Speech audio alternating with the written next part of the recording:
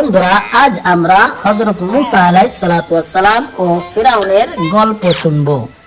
মুসা আলাইহিস সালাতু ওয়াস সালাম যখন দ্বীনের দাওয়াত নিয়ে ফিরাউনের কাছে গেলেন, তখন ফিরাউন তার দ্বীনকে গ্রহণ না করে মুসা আলাইহিস সালাতু ওয়াস সালামের বিরুদ্ধে লেগে গেলেন এবং হযরত মুসা আলাইহিস সালাতু ওয়াস সালামকে সে হত্যা করার চেষ্টা করলেন।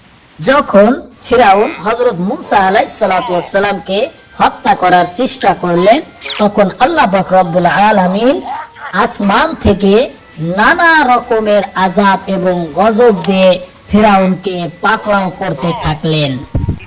মধ্য থেকে একটা আযাব হলো আল্লাহ পাক রব্বুল আলামিন মিশরের নীল নদকে রক্তের নদে পরিণত করে দিলেন এবং অনেক প্রকারের পোকামাকড় দিয়ে ফিরাউনকে আল্লাহ পাক রব্বুল আলামিন আযাব দিতে থাকলেন। আল্লাহ পাক রব্বুল আলামিন অনেক ব্যাঙ দ্বারা ফিরাউনকে আযাব দিতে থাকলেন। ঘরে কানাসে আনাসে খাবারের মধ্যে সব জায়গা ব্যাঙ আক্রমণ করলো। শুধু তাই নয়, আল্লাহ পাক রব্বুল আলামিন অনেক মশা এবং মাছির মাধ্যমে ফিরাউনকে আযাব দিতে থাকলেন। বিভিন্ন প্রকারের মাছি এসে ফিরাউনের রাজ্য আক্রমণ করলো এবং ফিরাউনের জনগণকে ধ্বংস করতে থাকলো। এভাবে আল্লাহ পাক রব্বুল আলামিন ফিরাউনকে আযাব দিতে থাকলেন। মধ্য থেকে অন্যতম একটা আযাব ছিল ফিরাউনের রাজ্যের সমস্ত লোকের গায়ে কুষ্ঠ রোগী হয়ে গিয়েছিল, সকলের গায়ে ফোড়া হয়ে গিয়েছিল এবং সমস্ত প্রাণীগুলো এই ফোড়ার মাধ্যমে, এই কুষ্ঠ রোগের মাধ্যমে মারা যাইতে থাকলো।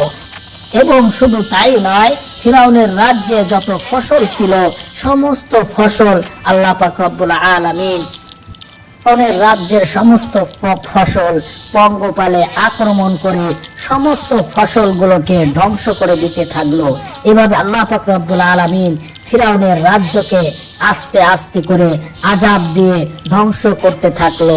সমস্ত ফসলগুলো সে পঙ্গপাল এসে সমস্ত ফসলগুলো খেয়ে ফেলে এবং ফিরাউনের রাজ্যে অনেক অভাব অনটন দেখা দেয়।